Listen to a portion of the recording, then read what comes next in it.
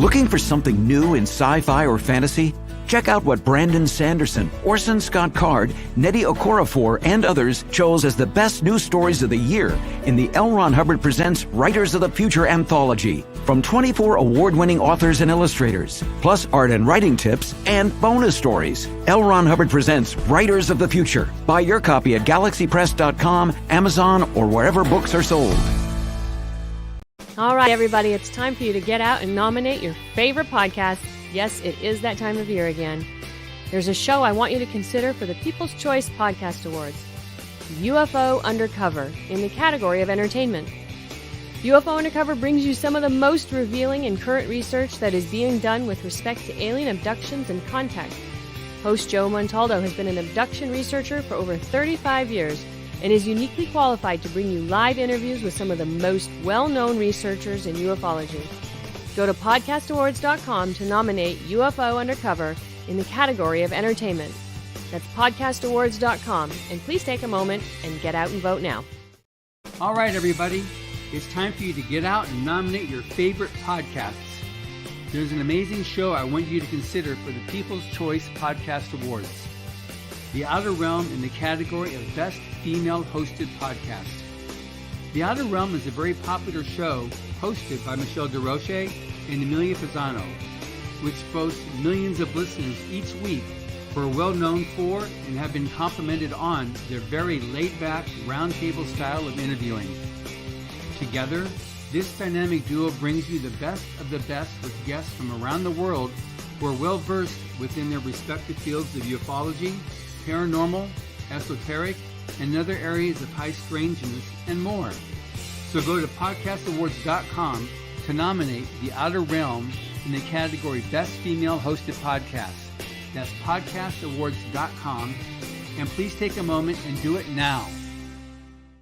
You are listening to UPRN, United Public Radio Network, coming to you live on 105.3 right up to 107.7 FM from the beautiful city of New Orleans. UPRNTalkRadio.com.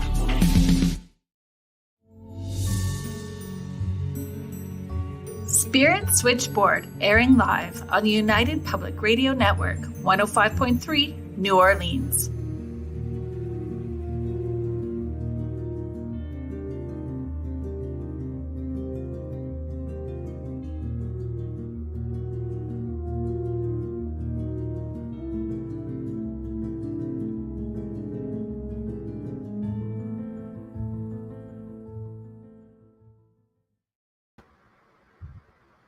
Hello, everybody. Thank you for joining me on Spirit Switchboard. I am your host, Kerrilynn Shellhorn, and you are joining me live on United Public Radio Network and the UFO Paranormal Radio Network, 105.3 and 107.7 New Orleans. Today is my 13th episode. So it's my Friday the 13th. I'm celebrating my Friday the 13th. And I'm super excited to have author, stuntman, stunt coordinator, paranormal investigator, all around nice guy, Rick McCallum, to join me today. Thanks for joining me, Rick. Hi, Kerrilynn.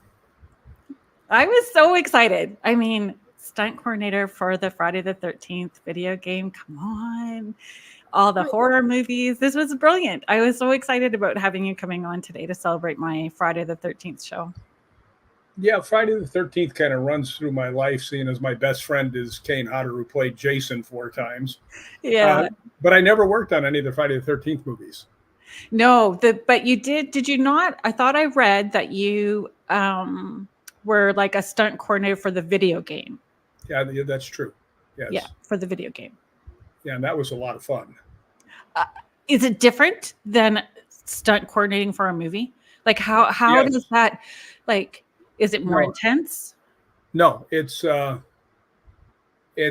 different because when you do that, you're doing it on motion capture, and they have like 100 cameras. So the main thing a stunt coordinator does is make sure the angle is right when you throw a punch or a kick or something, so it looks like it connects. Well, with 100 angles that they can choose from, it always connects. So it makes it a lot easier. So you just have to have a little bit of vision and creativity to make something look, kind of interesting. Did it push you in new ways like that you hadn't been open to before, like in a way that you hadn't worked before? Was it that would have been a positive experience to do something new, right? Oh yeah. Like there was one scene where Kane picks up this lady and just pile drives her head first into the ground. Right. Now, you can't do that in real life. No. We may think it, but don't do it. Yeah, but what we were able to do is put a couple of crash pads up so that they were, deeper. And because they can adjust wherever, anything in the whole thing with all the computer stuff they've got. Kane just stood there and he slammed her head first in between the two things, and her shoulders hit the pads. So she was safe. And the fact is, too, that because I wasn't wearing any of the balls that they pick up, I could actually go in there and hang on to her, too, and you couldn't see that I was there. Oh, that's fascinating. Which makes it really, really good, because sometimes you're doing stuff that's really hard physically, and there's another guy that helped lift and push. And, I'm in a lot of the movie, but you never know.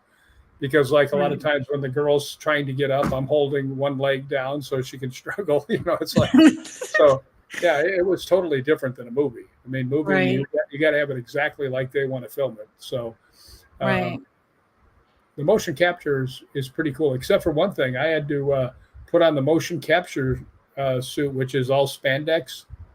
And I got to tell you, I look like a sack full of doorknobs. I mean, that may not feel flattering. Yeah, it was like, oh boy, this is not a good look for me. Yeah, that's funny. We have our live listeners, and we do have a question that's already coming in. If I could share that with you. Sherry Collins is asking, Rick, is there anything you haven't done with the paranormal? It's a great question. I'm sure there is, because there's always new stuff in paranormal. Exactly. But anything that you might have seen on TV or anything like that, I've done it. I've done this since my hair was black, which was a long time ago. I have some questions about 13-year-old Rick McCallum. Yeah, that's when I started. And back then we didn't have any equipment. I mean, we had like a chalkboard and some chalk. We would draw stick figures. Yeah. But no, there was no infrared. There was no K2 meters. There was no audio. I mean, you could get audio, but it was like a big box to carry around. Yeah.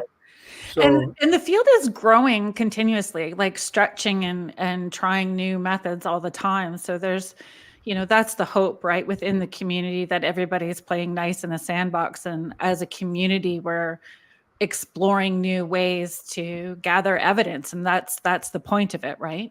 Well, I have to tell you, I have ghost hunted with a lot of different groups. I'm also a member of Scottish Paranormal, and we do a lot of stuff in Scotland. Yeah. Almost everybody that I have ghost hunted has been extraordinarily nice. I mean, I've only ever had words with one person who was trying to perform every place we went, every room we went, and I finally just took him aside. I said, "Knock it off. I'm not going to go." There's no room for ego, really. Yeah. And that's always been a point of contention for me as well too, because I have always been able to see people that are crossed over from the time I was little, and that was where I kind of wanted to start our chat today, if I could, because you're the boss on this. You can go anywhere you want. I will blindly follow you. I will lead gently. There we go. Your family is very similar to mine. And when I was reading Ghosts Believe in Me and preparing for the show. And so your family is very similar to mine. I was an adult before my family, who was having experiences, shared with me that they too were having experiences. So I was having experiences as a kid and keeping it to myself, because, it's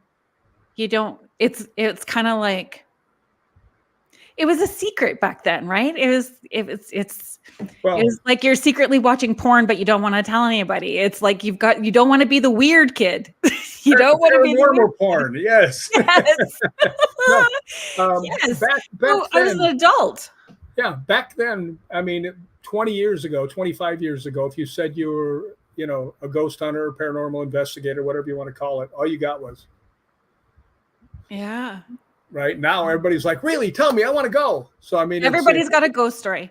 And I find that even as being a medium, if I tell people this is what my full-time gig is, they go, oh, I don't believe in that. But I do have a ghost story. When I was a kid, blah, blah, blah, blah, blah. Everybody's got a ghost story. I get that all the time. People say, do you believe in demons? I said, yes. And they say, really? I said, yeah. I said, do you believe in angels? And they go, yeah. And I said, it's the same story. Mm-hmm. If you pay attention, it's the same story. So, but sorry, go ahead. By the way, I've had many people ask me if I've ever had any demon exposure, and twice. And both times were in my own apartment. And I hear these people say on different shows, and I have people send me a message saying, I think I have a demon in my apartment. And my answer will be, you don't. Because if you don't know for sure, it's not a demon. They are not friendly. They're not nice. They will just run you over like a tsunami if you let them. So, yeah. And you shared one of those stories in The Spirits Are Out There. So that was the book that came out in 2022, correct? Yeah. Yeah. I don't know which story that is. I've written so many. Yeah, that's okay. It's in there, and people should, you can go to Amazon and purchase The Spirits Are Out There. So, if you want to hear more about that or read that story, it is in that book. There's some very interesting things that have happened to me in my life that were so above the pale. And I'm going to tell you one right now. Okay. I was just in Scotland. And I stayed at the University of St. Andrews inside the dorms because in the summertime, they rent it out like a hotel. Yeah. Now I'm in there and I'm up like on the third floor and I just lay down to go to bed and it's very quiet because there's not very many people staying at the hotel. And I lay down and within a minute, 2 minutes at the most, I heard a woman start to whine and like, ah. Well, my first thought was, well, somebody's next door and they're having more fun than I am. The university. Right? Yeah. And then all of a sudden it went as scary and terrifying as you can imagine. It just went to the point where I was convinced whatever spirit was tortured and murdered because the scream that came out of that person, that spirit. I mean, I got up, I was grabbing my equipment, I was trying to communicate, and I got nothing. And I tried the next night and got nothing. But that is going to stick forever, that scream. Because my basic instinct is to protect. And I mean, I jumped out of bed and there was absolutely nothing I could do. So we've had this conversation, you and I, because my first question to you when you had shared that story with me was, do you feel that, I know that you had asked if they had an experience like that before, and they had told you, they hadn't had that experience in that room before. And it was you were the first person to report that kind of experience in that room. And I asked, and I'm asking you again so that you can share with the people that are listening. Do you feel that the spirits recognize the energy that you're bringing into the space and they feel comfortable to present themselves to you? Yeah. And everybody, matter of fact, if you read the foreword to either one of my books, people will both say how spirits just automatically come to me. And I mean, while they're sitting there, like one of the guys who wrote my foreword for the second book, Spirits Believe in Me, was one of the big guys who started Ghost Hunters. He started Ghost Mine. He started Mountain Monsters. I mean, this guy is as locked into the paranormal as you can be. Right. And he'll just tell you, he says, never seen anything like this, because they come to me all the time. And, isn't he the one that quoted, if Rick is there, the spirits are there? Yeah. Yes, that was somebody from Scottish Paranormal put that down. Right. But yeah, I do think that. And I say all the time that I think spirits go to like energy. And I just heard a girl named Erin Bush describe it as they can see the glow, which I think is just absolutely the perfect answer, that, they can tell, if you're somebody they can confide in, if you're going to help or, like that. And I know other people that actually have that as well. So it's pretty cool. I mean, it just depends on how you treat them. Well, and this is true. I just want to share a comment with you, and then I want to go further with that train of thought of how we treat spirits as well too. So Laura Lee is just commenting on your comment about demons, and she's saying, I unfortunately have experience with a demonic entity in my previous home, and I agree with Rick. They are not nice and not as common as TV would have people believe. So yeah, well, you have to remember that those are TV shows. Exactly. And they run on rankings and things like that. And they are out there, right? They're very uncommon. Yeah. But I do think, like in Laura Lee's case, in my case, that they come after the people that are interacting with the other spirits. Yeah. That they don't like that. I did an investigation once, and people were starting to have headaches, feeling sick to their stomach, and the word demon started coming up on the spirit box. But where I was tapping in, I knew it wasn't a demon. It was just a bully. It was just a bully spirit, that just wanted his space back and wanted to scare everybody out of the space. And I have been in places where there is that lower energy, where it's definitely a whole other vibe. Like the hackles on the back of your neck go up. It smells different. The air is different. It's a whole other feel. When you hear that growl too, you know that you're in for something different. It's and it really isn't necessarily as common as what television shows. Yes, I'm trying to find the diplomatic way to tread. Not every place you go on that TV show is there. No. Demon-like qualities maybe for some people, but not necessarily in spirit. Well, that's one thing I don't do. I don't badmouth any of the TV shows. I mean, I was in the TV and movie business for 40 years, so yeah. And everybody's doing the best they can with what they're supposed to be doing, or the expectations are with them. And it's just that understanding, right? A lot of these are just for entertainment value. So, totally. One of the things.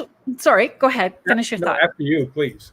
Okay, but it's totally taking us in a sideways. I'm going to be a squirrel on Red Bull and go on sideways now. So I go on more tangents than any person in America, so don't worry about it. Good. We're going to get on fabulous.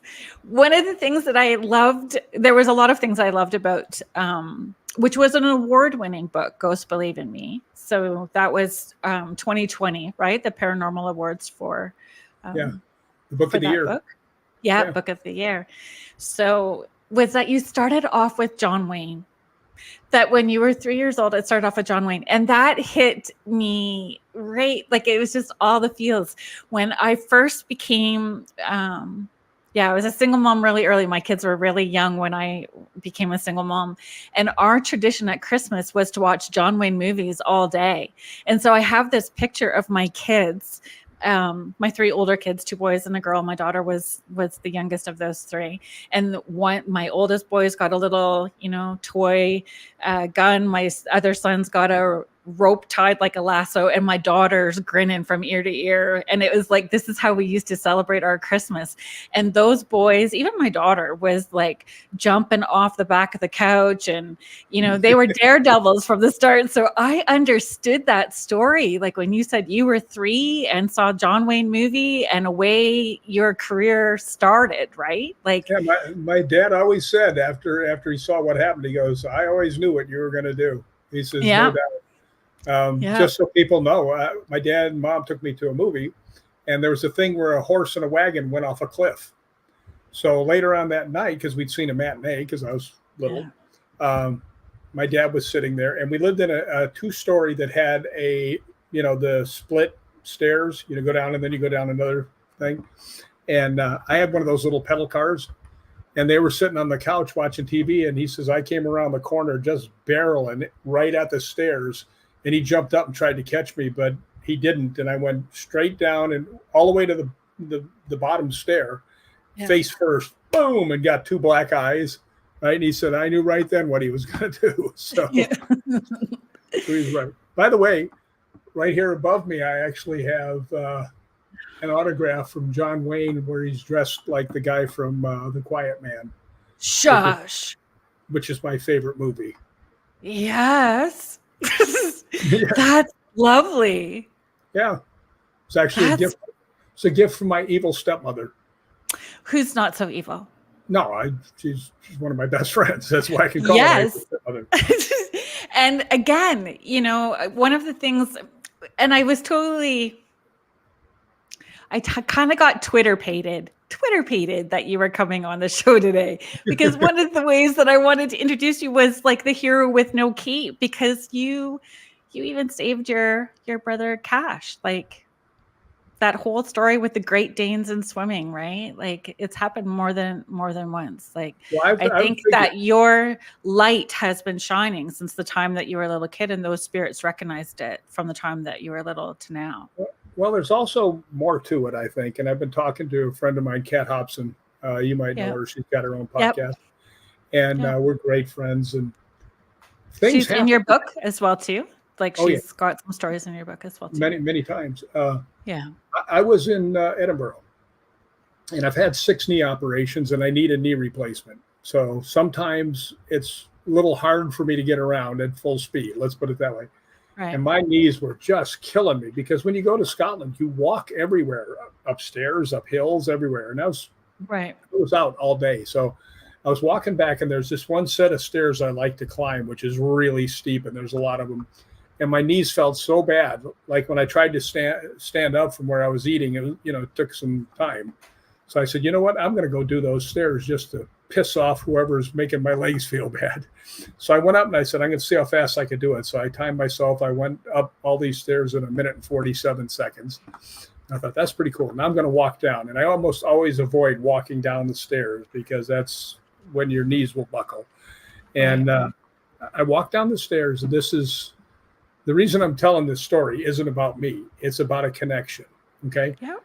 I walked out, and I walked probably 30 yards along the side of the street, and there was an intersection, and there were 2 Chinese ladies and a kid about 5 years old, about 10 feet in front of them. And the kid was running right towards me, and I was on the sidewalk, where he should be going.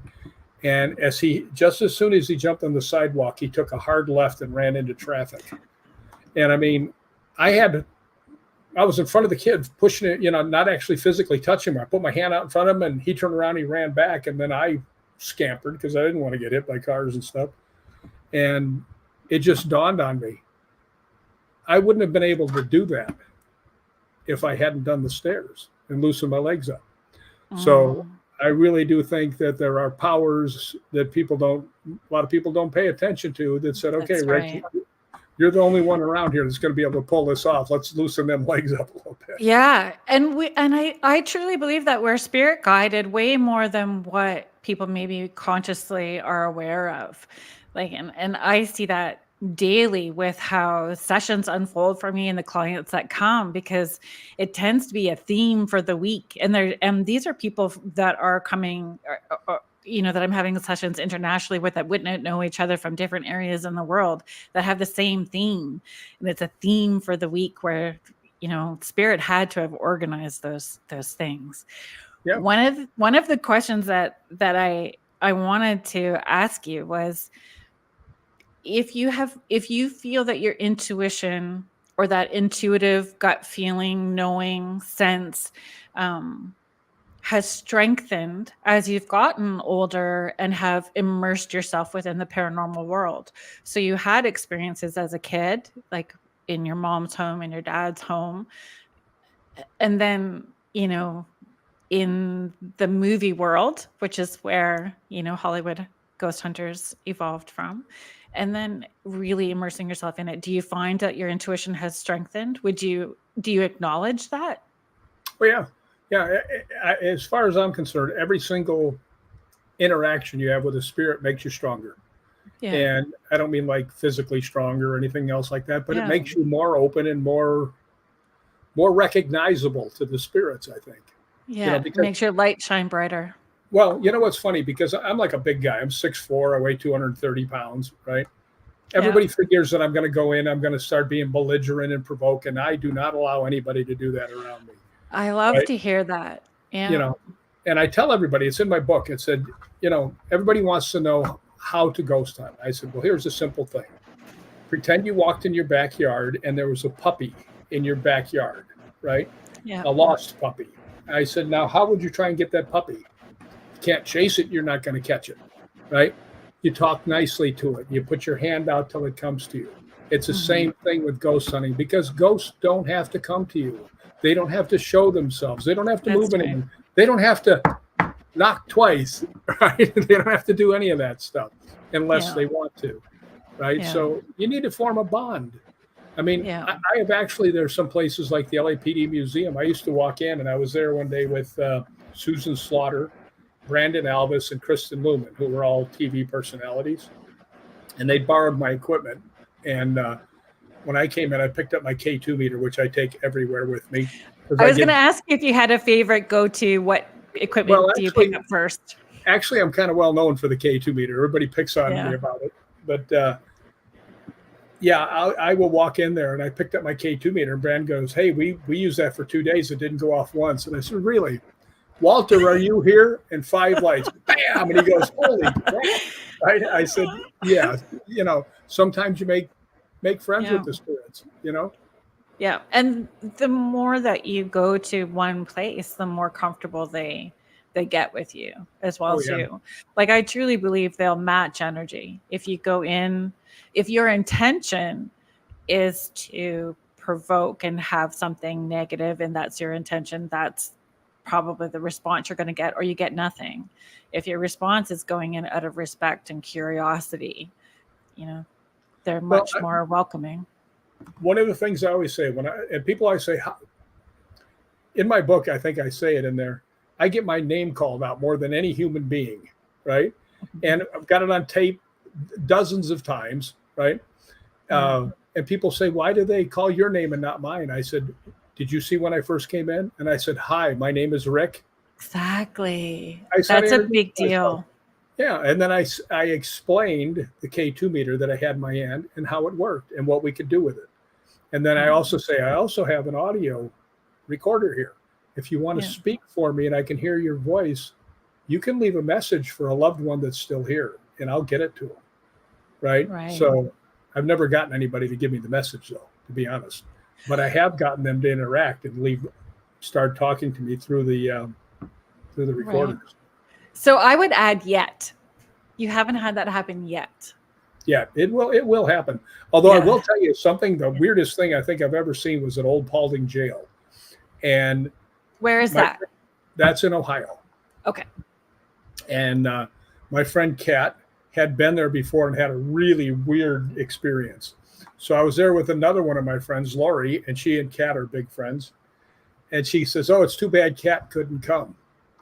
I said, well, let's call her, see if the ghosts will talk to her. So we called her, and, you know, I'm holding the K2 meter, and it's answering everything that she's talking about. Right? It was a weird thing. I've never seen anybody could call a spirit on the phone. I mean, I love it. But that's pushing boundaries too, right? Like that's shifting how you can investigate. Well, I do like to try and push new things. Yeah. I have a friend named Mikey Thompson who's in my second book. I know. One of the nicest people you'll ever meet. But we used to be the kind of in-house ghost hunters for the LAPD Museum before they closed up doing that. Yeah. That is a lovely chapter that you wrote about him. Yeah. Well, I kind of grabbed him the very first time I saw him, drug him outside and said, shape up, buddy.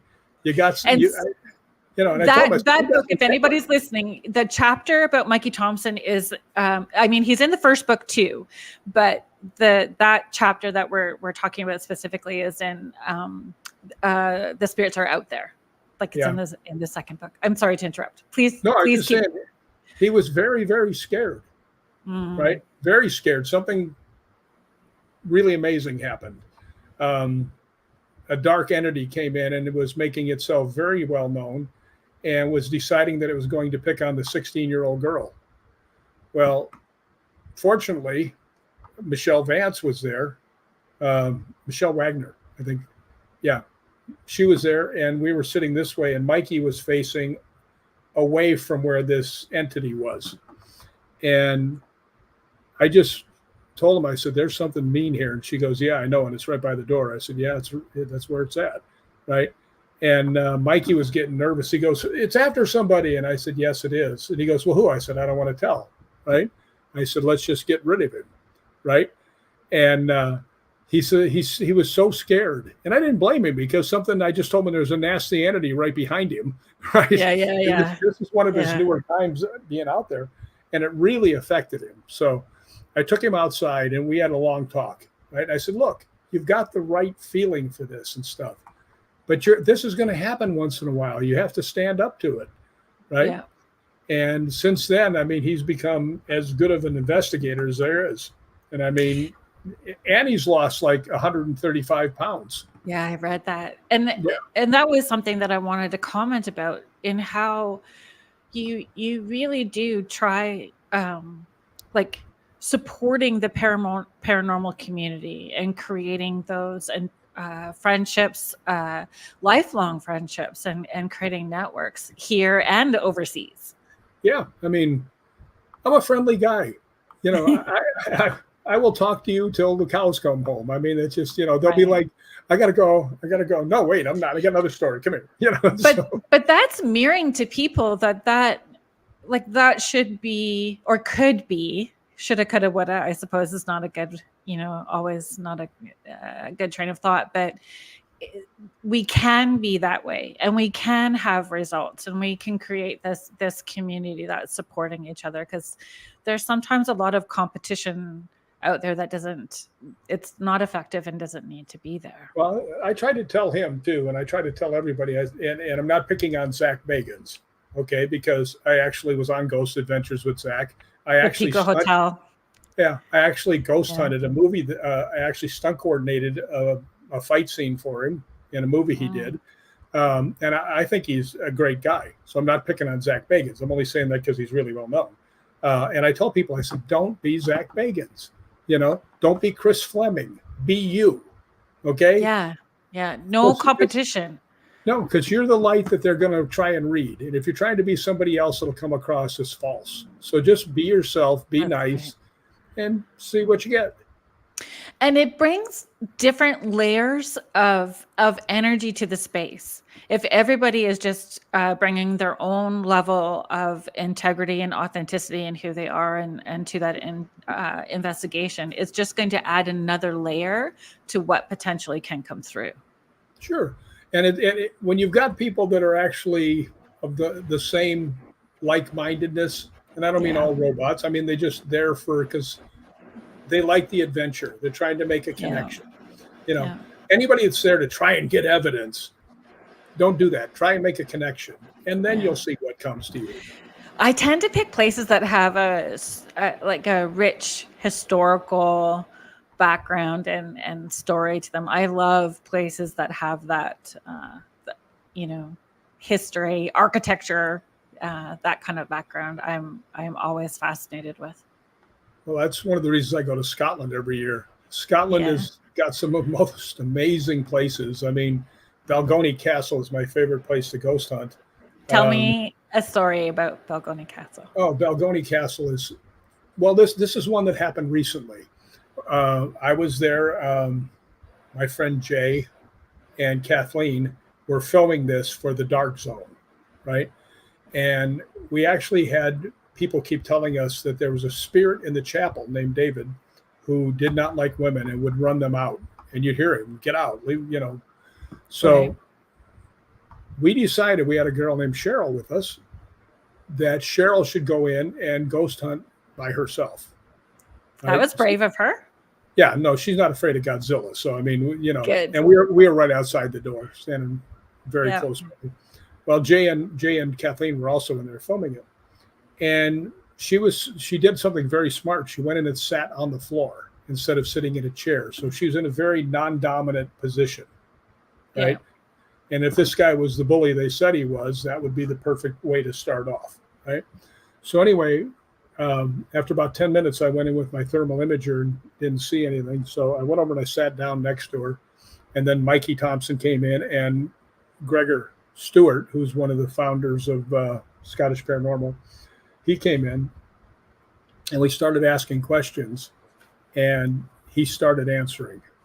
And then he started answering Cheryl. But he wouldn't talk to Cheryl before we got in there, right? But once we got in there and established a link, he would talk to her and he would talk to us.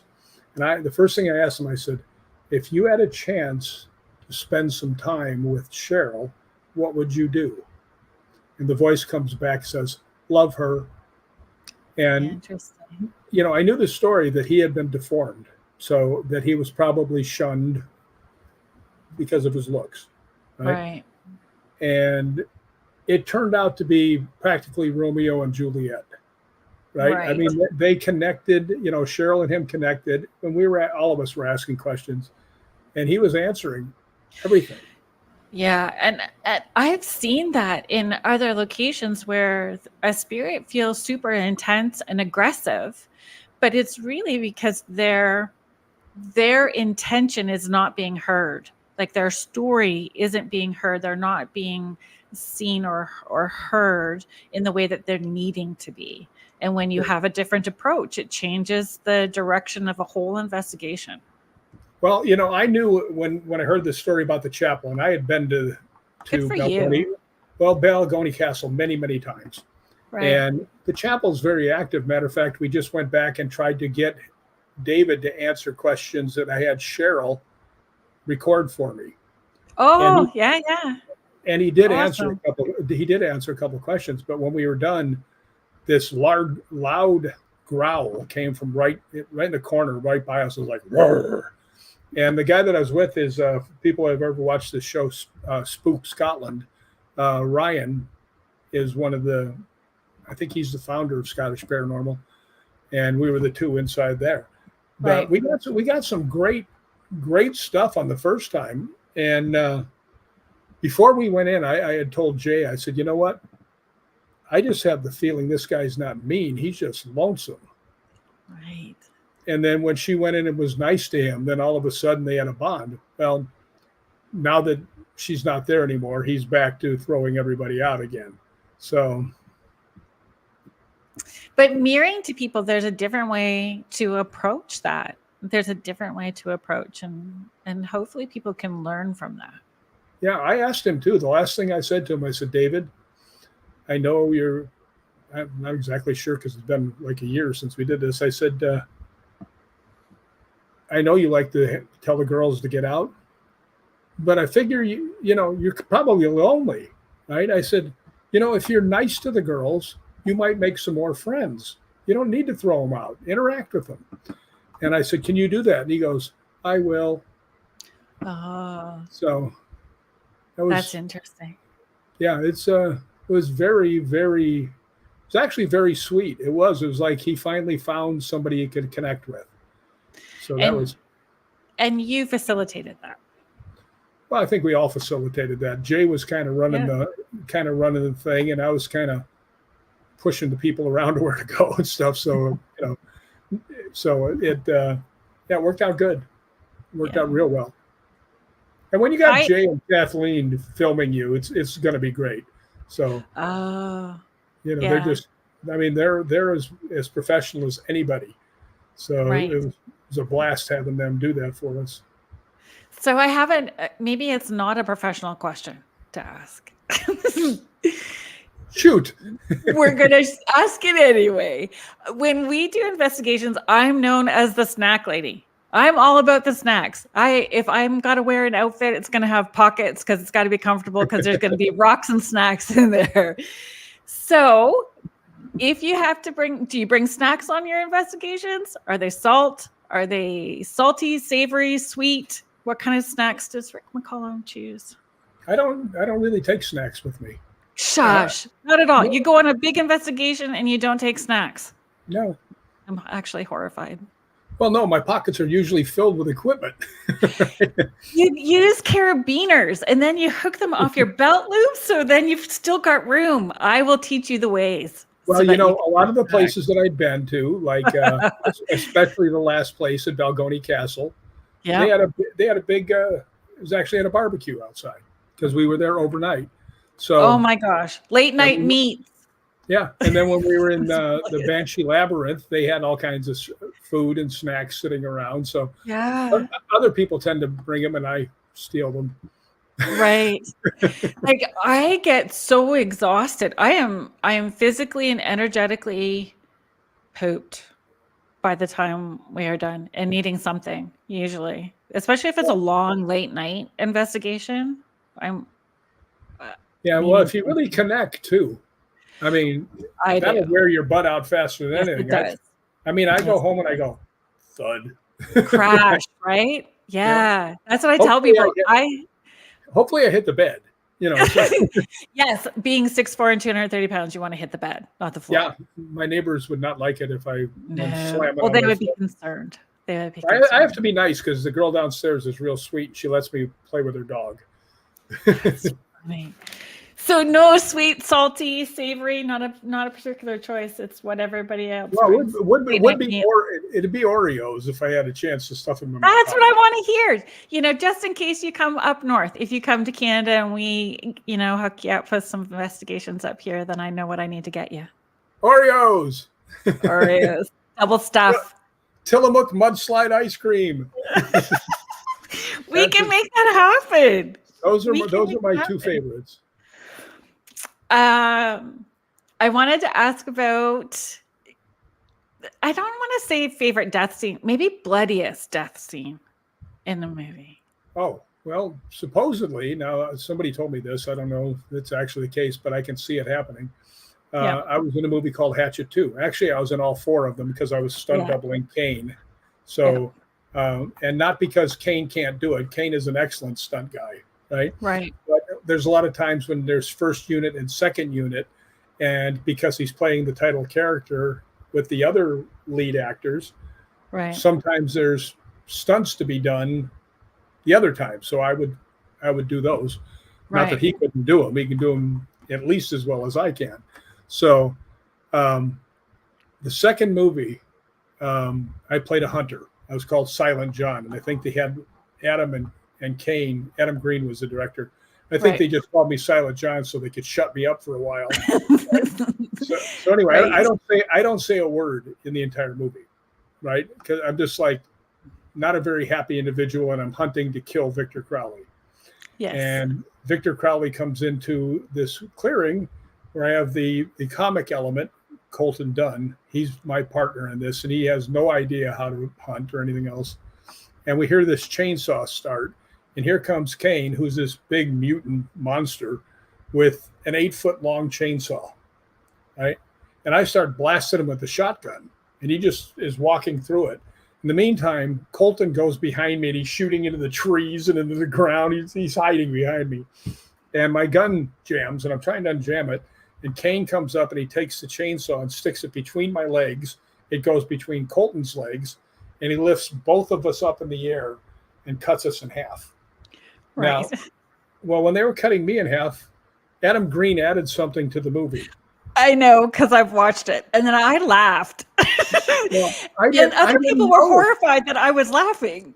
I didn't know about it. And we have to be mindful of how we describe what happened.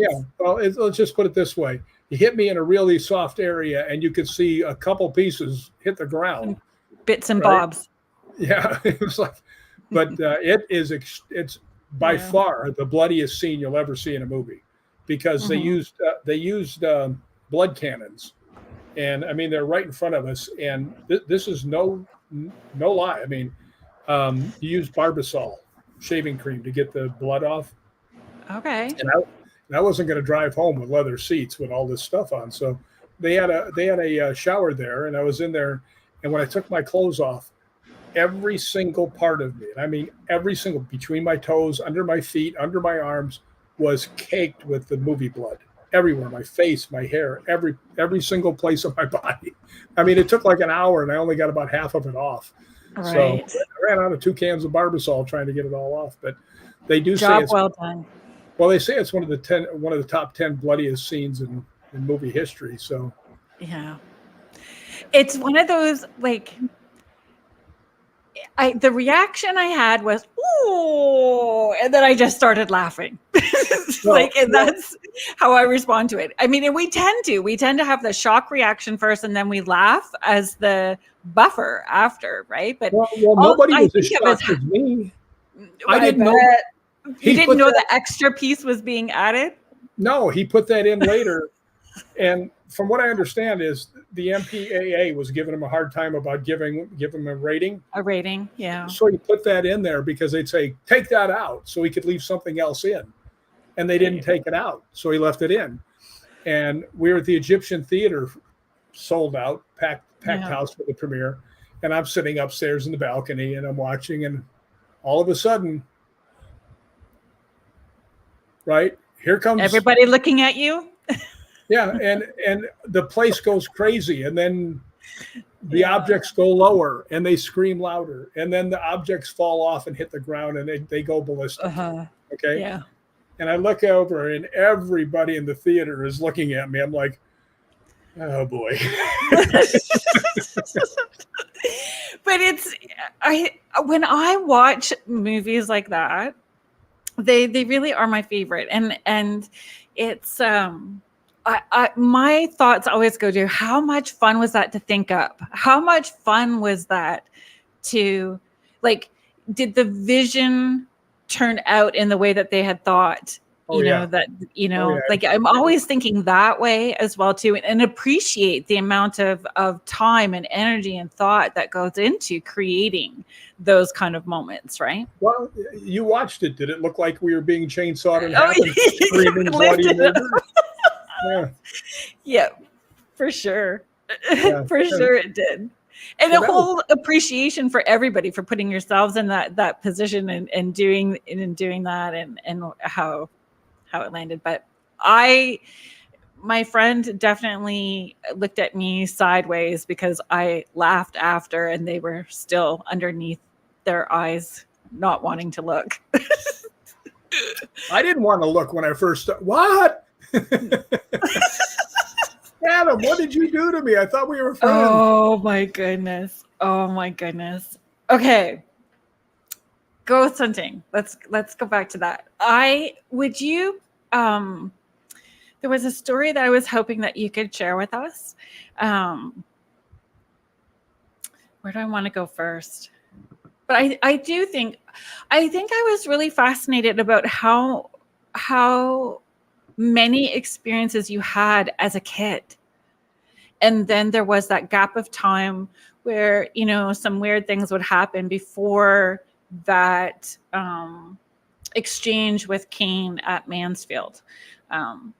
So could you take us, like, from the age 13 experiences to Mansfield?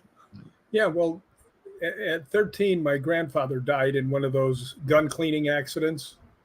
Mm. And we lived in Chicago, me and my mom. My mom didn't have a lot of money, and her father didn't leave any, and he wanted to be buried in Paducah, Kentucky. So we took a train, we put the casket on the train and rode down to Kentucky from Chicago. When we get there, they take the body over to the funeral home. And first off, we meet a guy there. Now, my grandfather's name was Joe Kelly, right? Nice Irish man.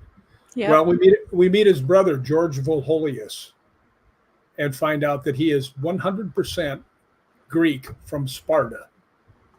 Wow. Okay, so actually I have Spartan blood, right? and I'm also which explains a lot. Well, I'm also related to a whole bunch of the people in Scotland that were the bruisers and battlers. So I mean, when you got half of your blood is from Braveheart and the Spartan 300, I mean, I never had a chance. But but anyway, we get down there, and first off, we're like really surprised he's not Irish, that he's Greek and lived his whole life in Sparta until he came over to the United States. And we did not have a hotel room. So my mother and I are walking, trying to find a place, right, that we can afford.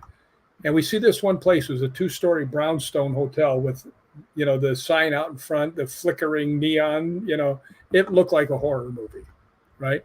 Well, we go in there, And my mother says, yeah, can we get a room? And he goes, well, yeah, we've got one left. And she says, how much? And it was cheap. So she goes, okay, we'll take it. And he looks at us and he goes, well, I have to tell you, it's haunted, right? Now, I wasn't close with my grandfather. I only met him twice, right? Yeah. And when I hear that I'm going to be staying in a haunted place, I'm 13 years old. I'm like, woohoo! You know, golden Christmas ticket to morning. Disneyland. Yeah, so I'm all excited. So Yeah. we go upstairs, and it's a big thing. It looks like a volleyball court. You know, it's a wooden floor, and it's rectangle. And on each side of the room, the far sides, were rollaway beds. This was not, by the way, the Hilton, right? Right. Yeah. So anyway, she gets in her bed, I get in my bed, and then I don't know how much time went by, but I hear her scream. So I sit up and I look over and I see her bed is moving very fast across the floor towards me. And then I realize my bed is moving towards her. And they slammed together in the middle of the room. And we just sat there looking at each other. And then my mother goes, well, I guess the guy downstairs is right. Oh so my gosh. we tried everything we could think of to debunk this. Now, this is before anybody had even heard of the word debunk. And my mother I love that. I love that you guys had that train of thought. Like, is there a left brain reason that these things are happening? Yeah, and we couldn't find it. You know, we did everything. I shoved the bed as hard as I could, and it went about 3 feet. Okay, so how tall were you at age 13? I mean, you're 6'4" now. Really? At age 13? Yeah, I was small until I got into high school. Okay. When I went in my first year in high school, I was 4'10". Really? Yeah. Yeah. And then I grew out of just safety reasons. I mean, 4'10" is about the average of all of my mom's sisters. Yeah. No, not much taller than that. Yeah. No, but that experience was, it must have sparked that curiosity from that point on, right? And it's adrenaline. It really is like a dopamine rush when you have those interactions with spirits. Well, I'll show you what I say to everybody. I said that night, hooked you. I was hooked. Yeah. But it was pretty interesting. And I also have another theory that because I was an only child, and a lot of time I would be out in the back playing by myself or, you know, stuff like that. My mother would come out, she'd go, who are you talking to? Joey. Right? Who's Joey? Joey's my friend. Right? There's nobody there. Right? So I had an imaginary friend named Joey, and pretty much everybody did when they were kids. They had imaginary friends. If you think back, right? And my feeling is they're not imaginary. They're not. And I work with a lot. I get it a lot, actually. People emailing and reaching out. And it's really where I call it my coming out of the witchy woo closet. It's coming out of the closet story, was because my kids were also having experiences, and I want them to know that it was normal. I had experiences as a kid, and then I really started working with a lot of children. Like, I used to run summer camps for kids, so these kids who were having experiences could get together and not feel alone in their experiences. Cool. Right? Yeah. Cool. I've always thought that Joey was really a spirit. Kind of saw that I was by myself and came over to help. And that you were receptive. Oh, yeah. That you were receptive to having that experience. I just wanted to do a quick shout out to Neil. Thank you very much for joining us, Neil. If you are just joining us now, you are listening to Spirit Switchboard on United Public Radio Network and the UFO Paranormal Network, 105.3 and 107.7 New Orleans. And we have on Spirit Switchboard this week, Rick McCallum joining us.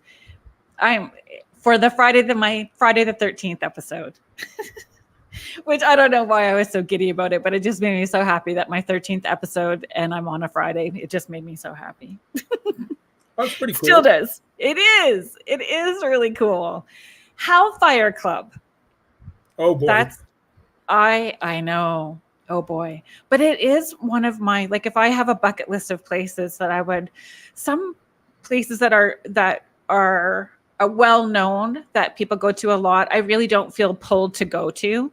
But Hellfire Club is one of those ones that it really piques my curiosity for sure. Well, you want to go to the one that's in Ireland. There's one in Yep, England also.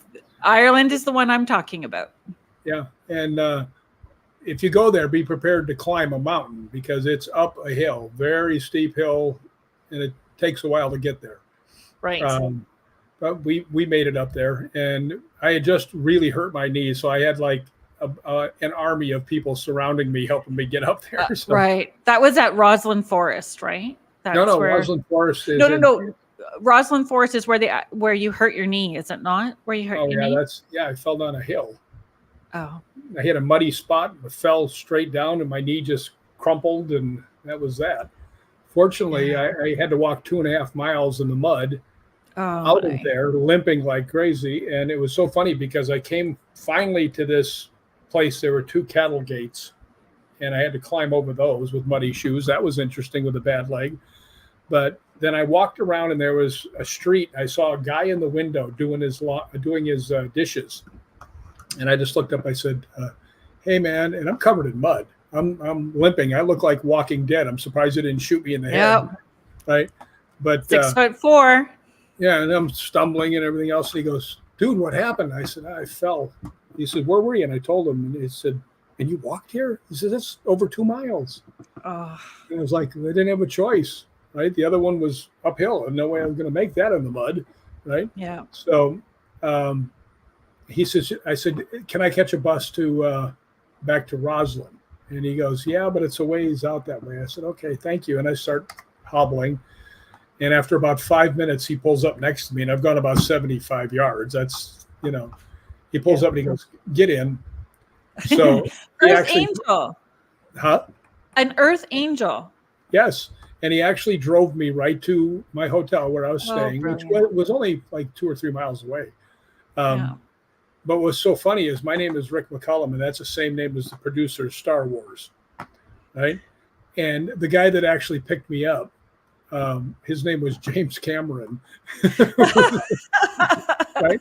And I told my friend that. He goes, "Yeah, if you guys got killed," he said, "the science fiction and stuff place would just go crazy for about 15 minutes until they found out it wasn't the right guys." That's funny. But Jamie was actually into ghost hunting. So the next year I went back, got him, and we went out and ghost hunted the entire battlefields that I had been looking to go on. So me and Jamie and his wife became friends. Yeah, see? Networking. And Well, Scottish people are... with the guy that saves you. Right? But Scottish people are welcoming. Very, very. Scottish people are so nice. Yes. I mean, but you also have to remember they're the same people that battled face to face, hand to hand with swords and farming implements to kill the English. Right. That's why everywhere's haunted. And the Vikings too. I mean, the Scottish people are just inbred tough dudes. Right? Brutal. Yeah. It's survival though. Well, people don't understand this. They said, "Why do you think Scotland is so haunted?" I said, the people there battled face to face. They could smell what the guy had for lunch as they killed him. Right? I said the battlefields are brutal.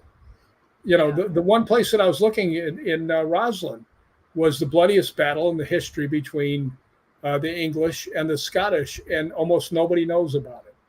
30,000. You have a picture of that. Isn't that a picture in? Yeah, there's the battlefield was there. Yeah. 30,000 English people came to kill one man, one of the Sinclairs, because he was going to marry the lady that was promised to this other guy. So he sent 30,000 people into Scotland to kill him. And the people over a lady. And the people, the monks up on the hill, spotted them and alerted the town. So the town showed up to defend one of the Sinclairs. The Sinclairs were a very big family, and they were known to be very high up in the Knights Templar. Matter of fact, the Sinclairs are the ones who built Roslyn Temple, or Roslyn Chapel. Gotcha. And like 5 or 6, there's many, many rumors and legends and stuff, but they say like 5,000 people showed up to fight the 30,000. And just as they were getting ready to go out to battle, a whole bunch of people on horses came up, like a lot, right? And this guy came up and he goes, "Heard you were going to have a battle," right? And the guy goes, "Oh, well, who are you?" And he goes, "My name's William Wallace." So he's a nice one to show up. And then they said right after them, a whole bunch of guys wearing white tunics and red crosses showed up on their horses. So all of a sudden it was William Wallace and the Knights Templar and the town. And it turned out there was like 8,000 Scottish people. And the only English that survived were the really fast ones, because they just tore them to shreds, because the English made a big mistake. They put their forces like 1.5 miles apart on the corners. So there was like a quarter of their forces were on each corner. Right.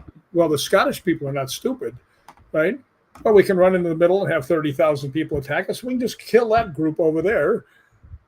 Now we'll go kill that group over there. And that's exactly what happened. And as the battle was going on, the monks upstairs, up on the hill, were showing the saltire, which is the Scottish freedom flag, right? Spurring them on, and evidently from some signals they were able to point where the bad guys were coming from, and they did. They just wiped out pretty much everybody unless they ran away. So when you were standing on that land, did it have an energy to it that was palpable, that you could feel? Did it resonate? Mm-hmm. No. It didn't. Not at all. We didn't get any voices. We didn't get any K2 hits. We got nothing, and we walked around there for hours. And the final thing in the story, I don't know if you saw what I wrote at the end. I did. I said we didn't get anything in there, which just tells me, a different story, right? Yeah. They're where they belong. Rest in peace, gentlemen. Peace. Yeah, they're in peace. So they had. So where they were supposed to go. I have another question about that, though. Rest in peace for sure, and that's what we all hope, right? Is that those people are in a place where there is ease and peace for them. Do you feel that it could also be a place where they're getting to know you if you go back again? So it's that comfort level where eventually they're going to come out and make the connection. Sometimes it's just watching and observing with somebody's behavior and intention, right? Yeah. Well, like Walter at the LAPD museum, I go in there. I remember one time we were downstairs, big conference table, and we were having this ghost hunt. We had about 20 people with us, and there were 3 K2 meters, set like 5 feet apart. And I walked in, and this psychic, Melissa St. Hilaire, who's very good psychic, she comes in, she goes, we just got a voice. We think it said Arthur. And I said, probably wasn't Arthur, right? And she goes, yeah, we couldn't tell, but she said, we thought it was Arthur. And I went, Walter, are you here? And all 3 K2 meters went off 5 lights, right? And they're all, whoa! And I said, yeah, that's Walter, right? And I said, me and Walter, we're buddies. Do you review? Like, do you do all your own review when you're doing investigations? Because like when you investigate for 8 hours, you've got 8 hours of stuff to review. Yeah, but I'm not really good at reviewing stuff. Okay, that's what I wanted to hear. No. I needed to hear that, because it just feels like such a daunting task for me when I have to do review. And sometimes it takes me a couple of, I want to say weeks, but that would be not a truthful answer. Sometimes it takes me a couple of months to come back around to it. I'll give you 2 quick examples. I had been to what they call the Houdini house up on Laurel Canyon. Houdini never lived there. He would visit there sometimes, and I guess it just sounds better to say the Houdini house. Right. But through, we had ghost hunted through there, and I had my K2 meter out, and Ed, one of my other guys, we go walking through the basement area, and we see this huge shadow go by. Right? I said, come on. And Ed was bigger than me. He was like 300 pounds. Matter of fact, if you saw the guy that got thrown out of the boat and got his face ground off, and that's actually me getting thrown out of the boat for Ed. I doubled Ed. Okay. But anyway, we go inside, and I've been walking all day, and I sat down on a futon. I set my K2 meter down and the voice recorder. Ed comes over and he picks up the K2 meter, and he walks into the bathroom. He goes, I'm going to get a base reading, and he's going around. And then he goes, Rick, this thing's going off like crazy, right? Right. So I went in there, picked up the voice recorder, went in there, and we actually got thrown out. to be honest, because we finally asked, we were asking, is this who? Is this who? We found out it was probably a miner that was one of the quartz miners on the property before, right? Because we'd asked, you know, are you a miner? It went off. And then we went all the way through all the names again and said, are you the miner? It went off again. And I said, are you okay with us being here? Flatline. And I said, do you want us to leave? 5 lights. I said, I'll tell you what, do it again and we'll leave. Bam, 5 lights. So we start to walk out and we're standing in the other room. We start to talk, you know, wow, did you just see that? That was cool. It goes off 5 lights. I said, all right, we're going. Right. But about a month later, I'm listening to the recordings. And it's one of the most amazing recordings I've got. You hear Ed walk into the bathroom and you hear him say, I'm going to take a bass reading. And then you hear a man's voice go, get back here, punk. And then it goes, no. That's a big sentence. Yeah, get back here, punk, and then no. And then the other one was from the birdcage in Tombstone. Oh, I'd been in there ghost hunting with just the owner, right? And I went down to the basement where the poker room was and put up my night vision camera. And as I was walking back upstairs to join Billy, I said, did you ever see anybody get killed down here? Right? And no, I said, did you get killed down here?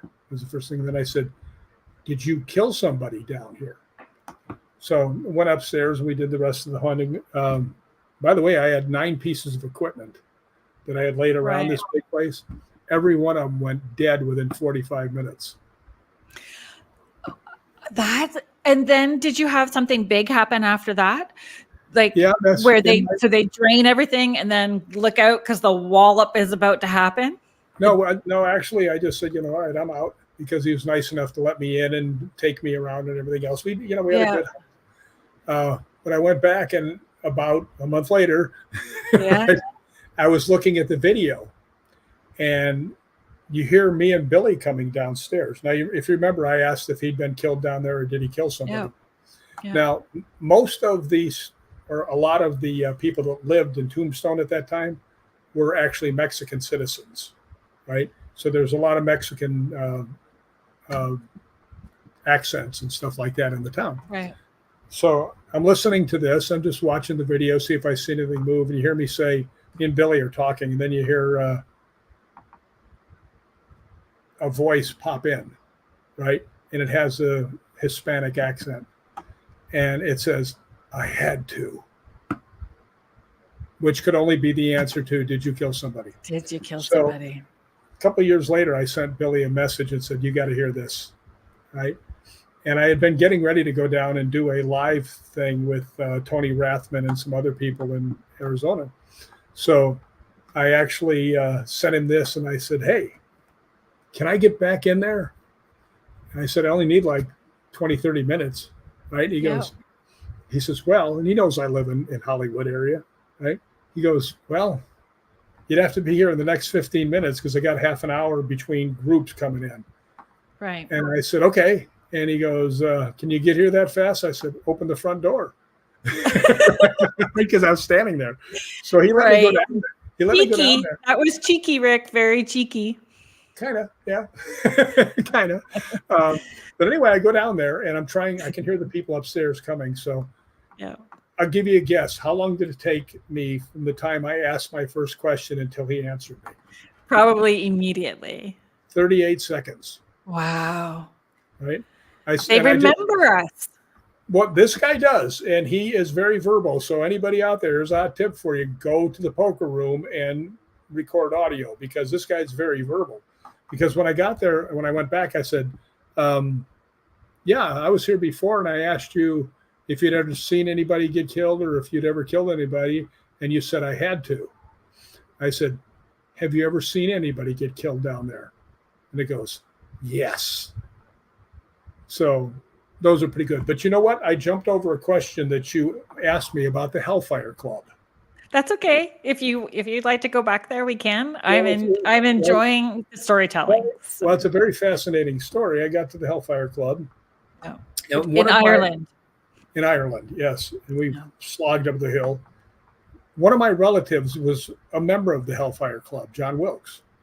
And he's also known as the only one that was ever thrown out of the Hellfire Club because he dressed the baboon up like Satan and turned him loose and scared the hell out of everybody, including the Earl of Sandwich. Believe it or not, that's really his name, the Earl of Sandwich, who took two of the hookers that were there and shoved them in front of him and said, take them, they're bigger sinners. Oh. So he became a laughingstock and then pretty much went after John Wilkes with everything he had. At least that's the story. Right. So anyway, there were some of the Scottish paranormal people had a Frank's box, and your people will know what that is. It's like the spirit box on steroids. Right. And I went originally used for trying to connect with aliens. Yeah, that's true. And, well, you know, Edison, who built that, actually called it the telephone to the dead, was what he called it. But anyway, I go up there and I said, can I try? And they said, yeah. I said, hi, my name is Rick. I'm from the United States, and I came to see if I can make contact with my relative, John Wilkes. And it says a few words, and then it goes, relative?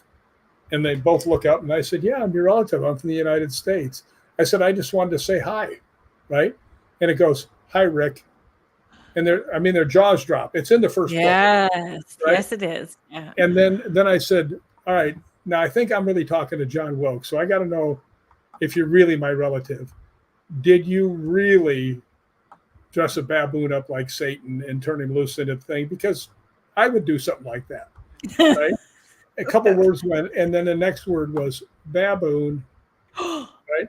Now, what are the chances in like a 3-minute session that I could get him to say, hi, Rick, relative, and baboon in the same conversation? 0, right? Yeah.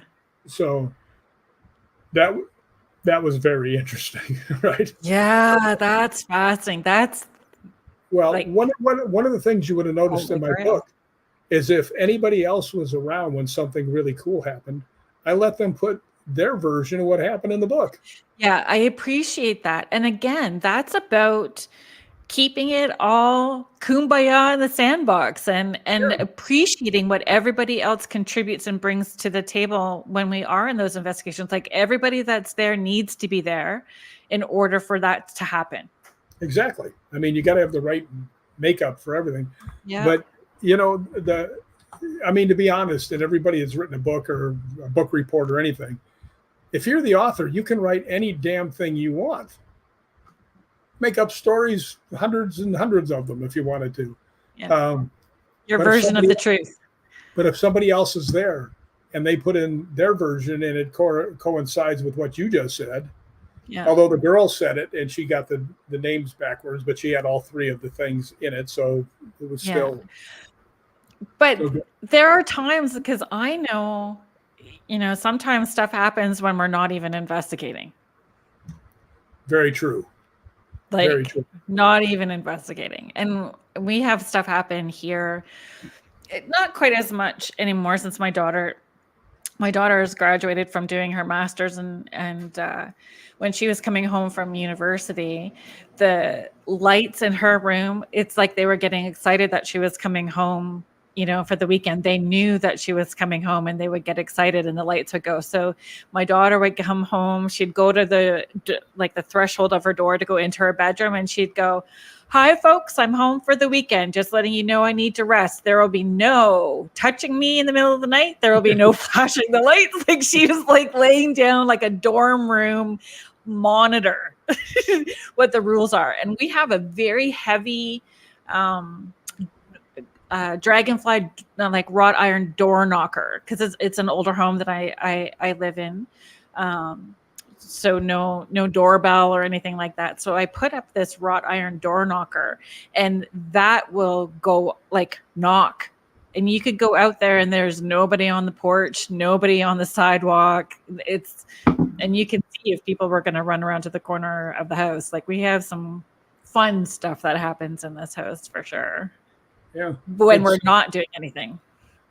Yeah. I've had quite a few things happen in here in my apartment. I would love to hear about it. Well, I had my nephew, Gianni, who was 6. And other people that have been in here have said, you have black shadows going all around this thing. I said, I know. I see it all the time. I said, but the good part is every once in a while I see white shadows, so I know the good guys are here, right? Balances out. Yeah. Yeah. So we were wrestling in the living room, and he's 6, so I'm down on my knees and we're wrestling, and I'm tickling him and doing all that stuff. It's, your cranky uncle does, right? Yep. And all of a sudden, now this kid is like a kid on Red Bull, right? A hyper kid on Red Bull. I mean, he's one of them kids that just so much energy. All of a sudden, he stands up, closes himself up, puts his hands over his crotch, which kids normally do when they're really scared, right? And I just looked at him. I said, Johnny, what's the matter? And he looks at me and he goes, Uncle Rick, a man just walked right behind you, right? I said, where'd he go, Johnny? He said, he walked into the bathroom. I said, all right, I got to go look. And he goes, no, don't go. And I said, Johnny, I have to go if there's somebody in the bathroom, right? And he looks at me and he goes, I'll go with you. So good. And that's what we want. We want to empower kids when they're having those experiences that they can be in charge of their environment, right? Look at how I liked it. I had 6-year-old backup muscle, right? Yeah. so that was. I've also had the young lady that was the landlord here, because I live in an apartment. She was standing in the living, or no, on the veranda outside, which is actually a walkway, right? So it's like my balcony, right? Right. So we're standing out there, and she's talking to me, and my door is open, and she goes, ah! And she runs around the corner. I said, what's the matter? She goes, I just saw a big black shape walk through there. I said, happens all the time, won't bother you, right? So she very timidly comes back, and then she runs away again. Ah! And she was, I saw it again. I'm not coming in that house. I said, okay. So do you think that it's this little light of mine above your head that's just drawing spirits in? Do you think that it's attachments? Are they coming home with you? Have you had attachments? Yeah. No. Not a good place to be in. Yeah, I don't want to explain this whole thing, but if you could Ghost Believe in Me and read the last thing about what happened at Lepp Castle. Yeah. And you can find that on Amazon. So. Yeah, and I'm not trying to sell books, and I'll tell you why. That's okay. Actually, I want to sell a lot of books because I give the money to St. Jude. Yes. So the hospital. So everybody go buy one, and we can actually make a difference. But exactly. Yeah, there's so many things that happen to me. It's just, and people have finally, people who ghost hunt with me a lot, they just go, I don't get it, right? And they see it themselves. It's not like I say, oh, this or that. There was one case where I was doing a live thing from the Dodge Phelps Hospital in Arizona, and they were filming it for a live. And I walked down to where it was supposed to be this really nasty man in the very last room in the thing. And as I walked in, something walked through me, right? I'd never had that feeling before, but I felt it go through me, and it had the most evil feel to it. So I turned around, I walked back, and they're playing with a spirit box, which I told them to turn it off because you're not going to get anything in this thing with 3-foot cement walls, right? It's on the border with Mexico, so you're not going to get anything that's in English, right? So this thing's going. So I go down, I said, "There's something just walked right by me," right? And they're still playing around with that stuff. So you see me lean up against the thing, I'm leaning up against the wall, and all of a sudden you see me go. And looked down, and I said, did you guys hear that? No, we didn't hear anything. I said, somebody just yelled my name from the end of the hall, a man's voice. Well, Tony has, he was the keeper of Dodge Phelps Hospital, right? Okay. Well, he also has a podcast. And when I was on his podcast, he goes, yeah, do you remember when you heard the scream at Dodge Phelps? And I said, yeah. I said, I asked Jim Martin, he was the guy doing the filming. I said to check, and he said he never heard anything. And he goes, well, it's really interesting because I was filming, and he shows me this thing, and you see my head jerk up and look down, and you hear Rick from the other end of the hall. He goes, I got it. Right? So that's so brilliant. But yeah, again, sorry, go ahead. No, I mean, it's just, how it knew my name and stuff like that. Cause I hadn't been up there to say it was my name, but I've had my name called so many times. I mean, I have probably at least a dozen things where you hear my name being called. So, and why it's, to not feel like you don't capture anything, because if you have all kinds of different equipment and different people there and they are recording or filming or, using equipment from different angles, it may feel like you didn't capture something and just had a personal experience. But it's that review, everybody doing the review, where you find evidence that you didn't even know you captured. Yeah, when you look up, you're like, whoa, what was that? Like, I got some really good stuff that happened at the Omen house. Okay, I'm so glad that you brought that up, because I've been there. Have you?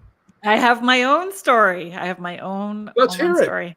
Do you know what? Do you know what? There is a video on YouTube that I'm not scared of much. I've been growled, scratched. I will run towards, the darkest place, and I'm heading towards it. But the one thing that I'm scared of is stairs with no risers. Yeah. They make my hands go into a cold sweat. And those steps at David's house, when you go from the main floor down, with the glass walls on both sides, it was not good. It was not good. And when you stand at the top of those steps at David's house, which for those of you who may not know, David's house is in Benedict Canyon on Cielo Drive. Yes, that's Cielo Drive. Yes, it is. That Cielo Drive. And that was actually my first experience outside of Canada. Ever. And that's where I landed. Was in that house. It was a very active place. Super crazy. And it's layered. It is not just, the story to that street and what happened with the Manson murders. That house in particular is a magnet, and the people that come bring their own level of people.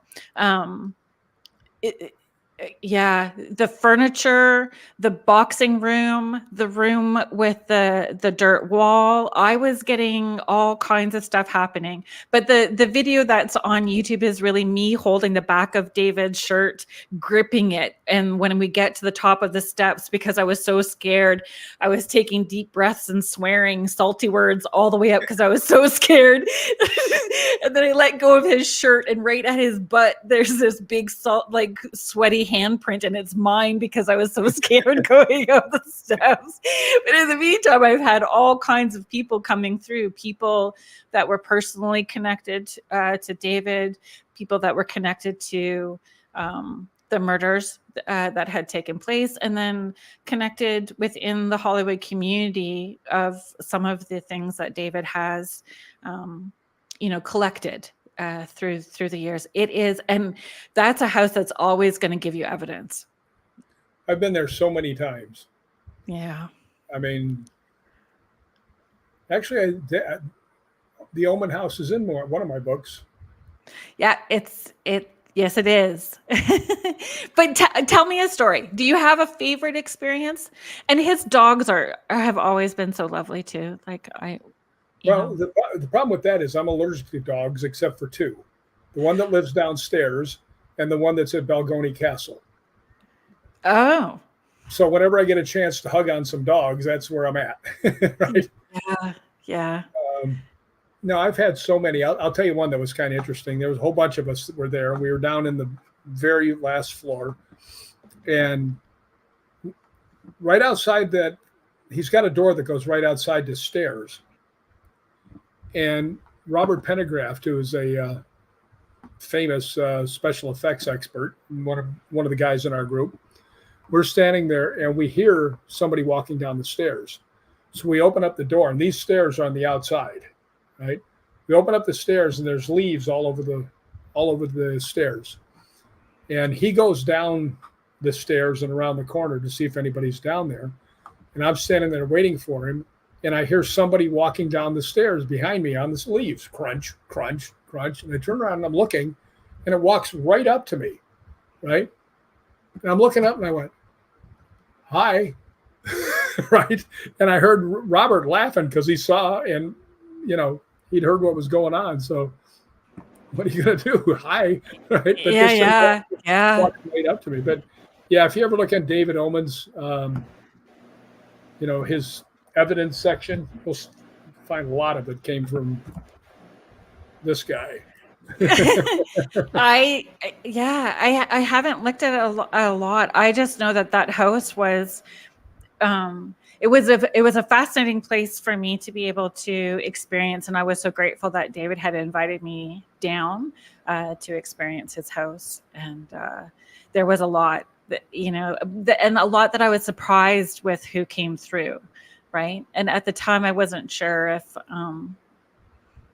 Darren McGavin actually was one of the people that came through in spirit. Him and he his might wife. have lived in that canyon too, Well, I think he was connected to David's family, and so there was, when you go down onto that main floor across from like where the master bedroom is, there's, and then down further there was yellow furniture. There's yellow leather furniture. That furniture was connected to Darren McGavin. That's pretty cool.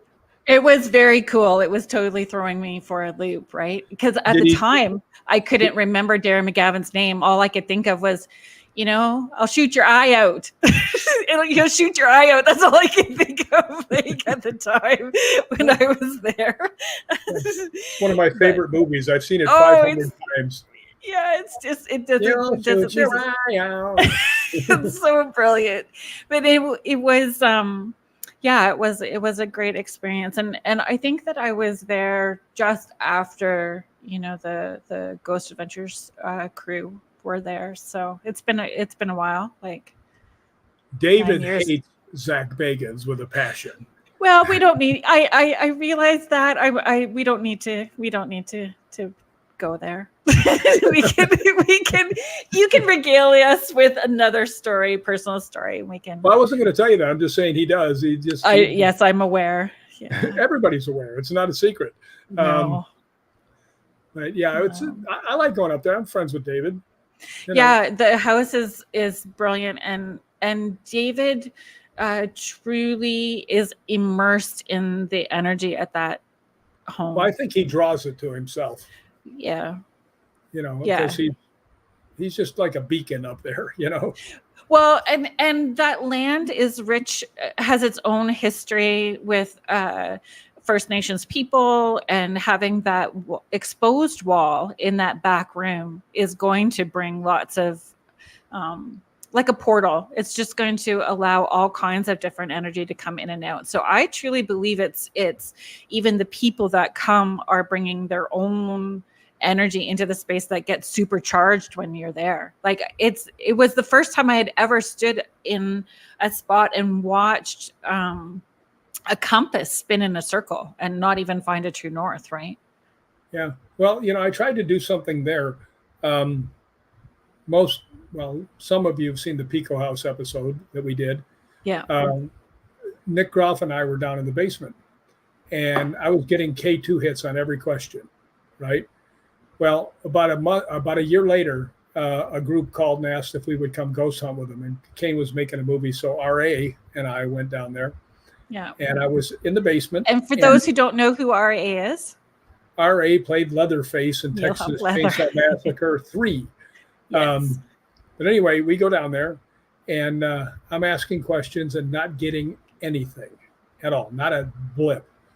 So it suddenly dawned on me that there was a great big race riot right outside the door where 19 people got killed, right? And what had happened was the Irish cop on the beat got killed by the tong, and the Anglos went after him, and the Mexicans. And I say Mexicans because they were from Mexico, and Mexico was actually, Pio Pico was a Mexican governor, right? Right. So that's what they named the house after. But the Mexican people and the American people went after the tong, and they ended up fighting right outside in the alleyway behind the Pico house. Well, it dawned on me all of a sudden. I just turned around and I asked, I said, does anybody here speak Spanish?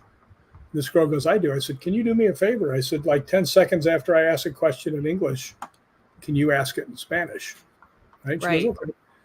I'm sitting there, and every question that she asked got a response on the K2. I would ask nothing. She would ask, there's the answer. So I tried to find somebody, this is also for David's house, that could speak the First Nation language. Oh, that's brilliant. And brilliant. Nobody does. I've talked to several people that are big into the Native American culture and, connected. And they said there's nobody that still speaks that. So if there is somebody out there listening, contact me. Yes. I need you. Yes. That's the way to do it. If somebody knows somebody, please reach out. Well, that's the way to do it. You see these ghost hunting shows and they go to Romania and they're talking to a 14th century spirit, right? And they're talking to them in English,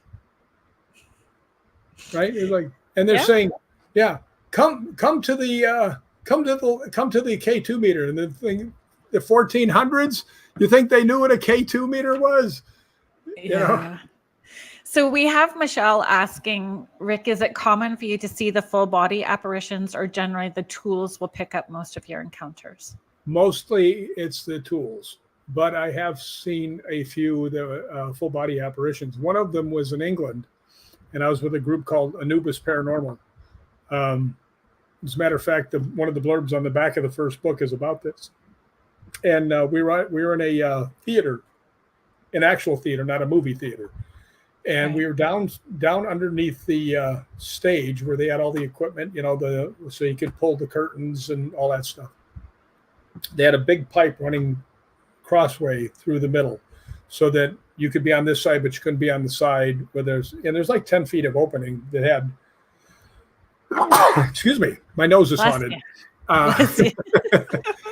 And they told us, don't go on that side. Right. So I'm a guest with Anubis, Mandy Fellows, and we're standing there, and I'm right close to the pipe. And I look over and I see a person sideways looking down at either a phone or a K2 meter on the other side of the thing where we're not supposed to be. And I turned around and looked to see who might not be there. And Mandy's looking at me like, right. And I turned back around and there's nobody there. And she goes, "You saw him too, didn't you?" And I said, "Yeah, I did. I could have patted him on the head. That's how close he was." Yeah. But it was, but I have seen several full body apparitions. I've been doing this for a long time. Wow. I've actually been 55 years I've been doing this. So I mean, pretty much I haven't seen. You saw a lot in your dad's home. Oh, calamity sakes, yes. Yeah. Yes. Yeah, one of the funniest things that happened there was I actually made friends with the spirits, and so did my evil stepmother. Whenever that does not shock me. Well, she lived up in Oklahoma. She'd come down to visit my dad before they got married. And whenever she would leave, we would go watch. She would walk outside. She'd go, "Bye, I'll be back." And the lights would go clink, clink. They would say goodbye to her, right? Yeah. My brother there one time, he was probably about 14. He was sitting there and we were talking about the ghosts. And he said, I said, me and the ghosts are pals. I said, you keep messing around, I'll send them after you, right? So he stands up and he slaps me in the back of the head, right? Not super hard, just, right? And he takes off running. And he goes running through the kitchen. Now, Vandy, my evil stepmother's in there cooking, and she's looking and watches him run through the hallway. And he comes running back around again. And I'm standing there and I shag him back towards the dining room, right? And you know how you have that extra dining room chair against the wall? Yeah. Right? He goes running this way, and I yelled, "Get him, ghosts!" Right? And he looks back at me, and the chair on the wall jumped out in front of him, fell down in front of him, tripped him, and he went flying and landed face first on the floor and slid right next to Vandy, who was cooking. And Vandy just looked down and went, she was used to us by then, but yeah, that was. And you only need to have one experience. And so did Cash believe after that? Oh yeah. Cash was very much a believer by the time we left. It was so funny because we would have people come over to visit and stay the night, and we never told them anything about the house. And in the morning we'd be having breakfast and they'd look at us and go, about the house, it's haunted. Yes. I said, yeah, we know. Right. So it was very haunted. Very, very haunted. We have another question for you. Great. I love questions. Yes. Contessa Martins is asking, how come only certain people can see spirits? Do you have a theory? Yeah, or I do. Thought? You can only see spirits if the spirit wants you to see it. Mm-hmm. Very simple. And a lot of times you're seeing stuff and you're just not recognizing it. I know you have so to be many. receptive. Yeah. I mean, there's some that are probably knocking on your door and you're not paying attention. So I 100% believe that. Like, yeah, you got to open yourself subtle. up. Yeah, it will be subtle. They're trying all these little quiet ways. And if you are so busy and not open, you're not going to see it. So sometimes that will amp up until it's like a really big, like loud door slam or something big to get your attention, so that you do start paying attention to the small, subtle stuff that they're doing. Yeah, it's interesting because you see people go through the process. Right? Yeah. The first couple of, I will tell you one of the best things that I've ever seen ghost hunting. We were doing the LAPD museum, and there was a father-daughter that were there, and the daughter was maybe 14, right, at that age, and they were not quite connecting. They were standing next to each other listening, but I could tell there was, like maybe they hadn't seen each other for a long time. They weren't being mean to each other. They were standing near each other, but they weren't really interacting much. Well, when we got to doing the Estes method, which a lot of people know with the earphones and the blackout. Sensory deprivation. Yeah. Yeah. I looked over at the girl and I said, would you like to try it? Because I was trying to get her involved. And she looks at me, she goes, yeah, would you make sure my dad sees it? And I said, yeah, I'll get him. And he was in another room. So I went and got him, and he's standing there watching. And she had just an awesome Estes thing. I mean, it was so on point. Who was asking the questions? Myself and Melissa, St. Hilaire, and Mikey Thompson was asking some. I think Cheryl Plum was asking some. But I mean, it was all of them were right on point about something at the museum and things like that. Right. And she actually said, I think this was her, it might have been a different person, but someone there said that night, it said, yes, the blonde being killed. Now, all the Sharon Tate stuff is at that LAPD museum. Right. And they said, yes, 2 people are killing her. Right. I'm like, right. And she says, yes, they've got her down on the bed. And I'm like, oh, I said, that's not Sharon Tate. Yeah. Right. I said, that's Marilyn Monroe. Right. Because a lot of people think 2 guys did her in. Yes. I do not believe the mainstream story. There is more to it. I don't either. I believe that she was murdered. Yeah, I agree.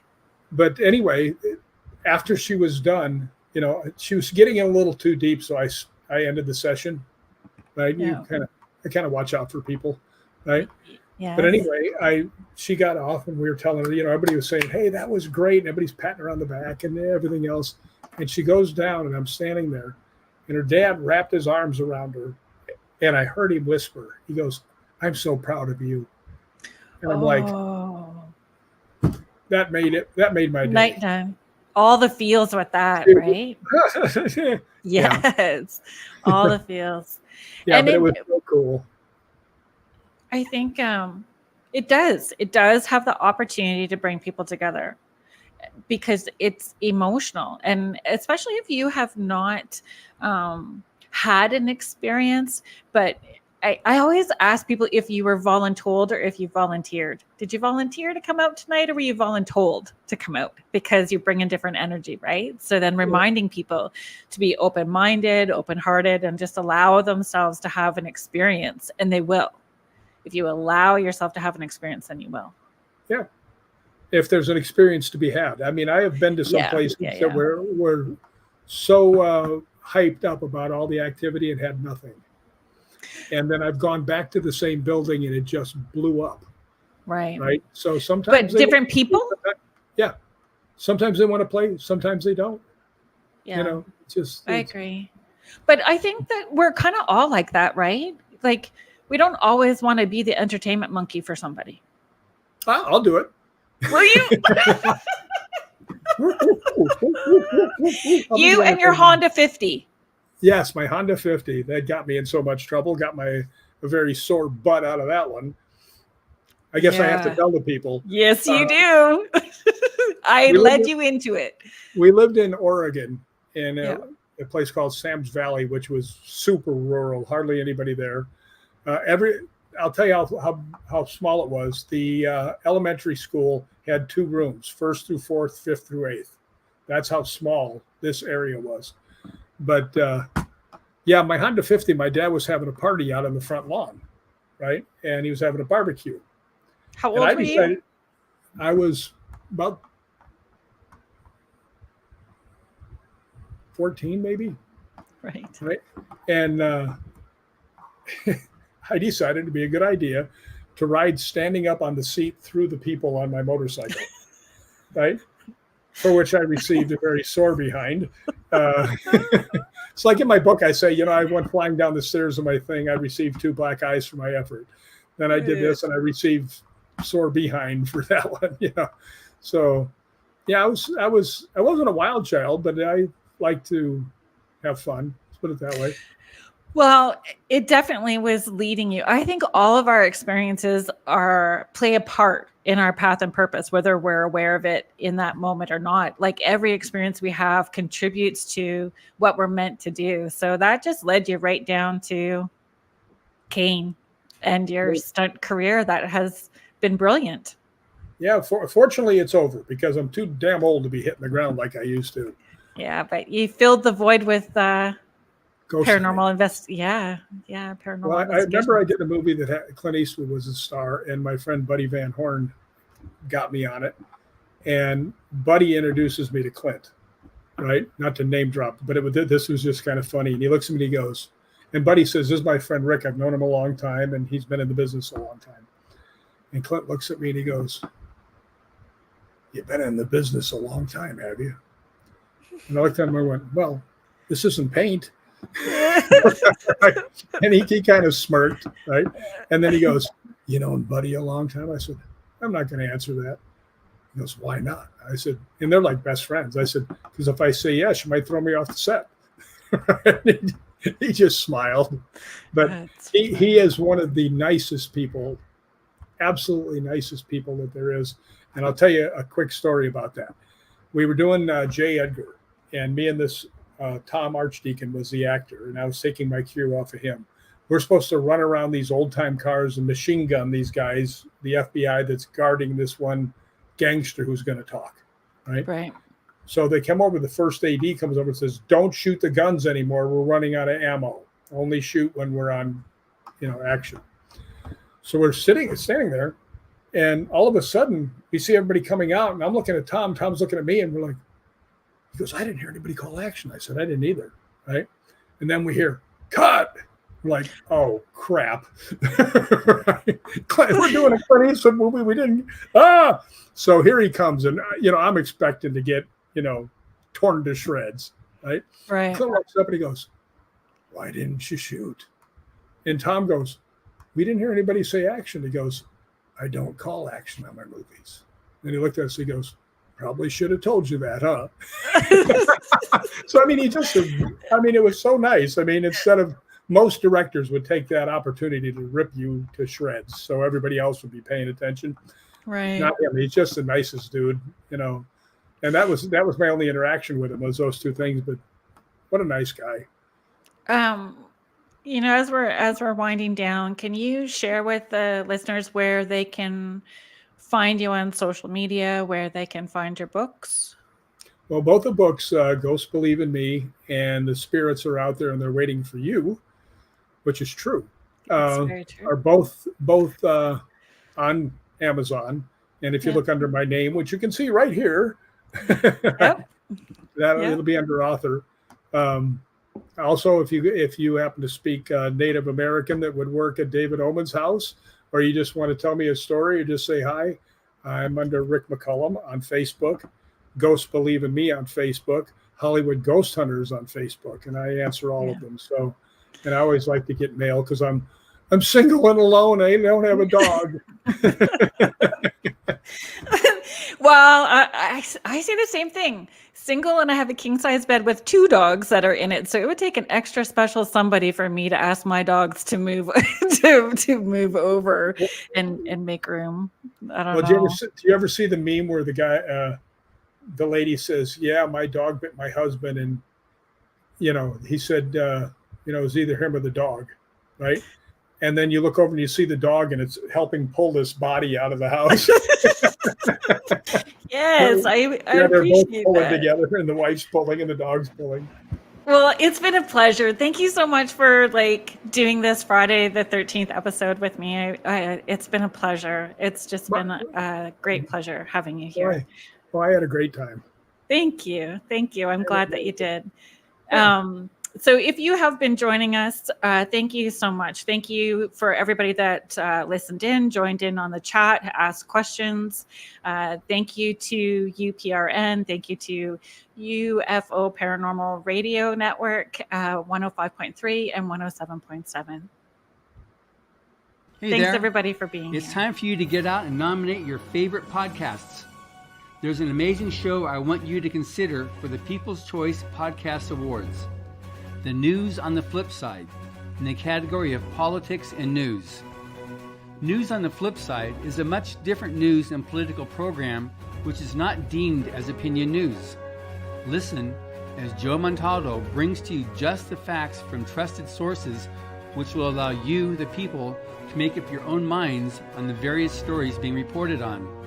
Go to podcastawards.com to nominate News on the Flip Side in the category of politics and news. That's podcastawards.com, and please take a moment and do it now. It's time for you to get out and nominate your favorite podcasts. There's an amazing show I want you to consider for the People's Choice Podcast Awards. Writers and Illustrators of the Future podcast, in 3 categories: education, storyteller drama, and art. For 4 years, the Writers and Illustrators of the Future podcast has provided advice and tips from international best-selling authors, world-class artists, contest judges and winners, and industry professionals based on the world-famous Writers of the Future contest created in 1983 by L. Ron Hubbard to help the aspiring writer and artist no matter their age. It is dedicated to the future of storytelling and art by showing that it is never too late to start, and those who make it are those who never give up. Go to podcastawards.com to nominate the Writers and Illustrators of the Future podcast in any or all of the 3 categories: education, storyteller drama, and art. That's podcastawards.com, and please take a moment and go out and vote now.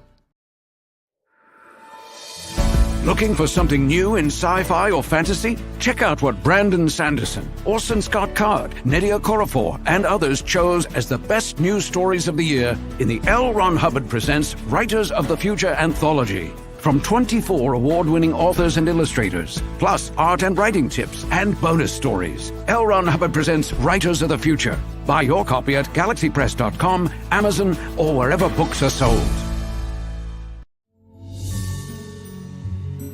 You've been listening to Spirit Switchboard with host Kerrilynn Shellhorn on the United Public Radio Network, 105.3 New Orleans.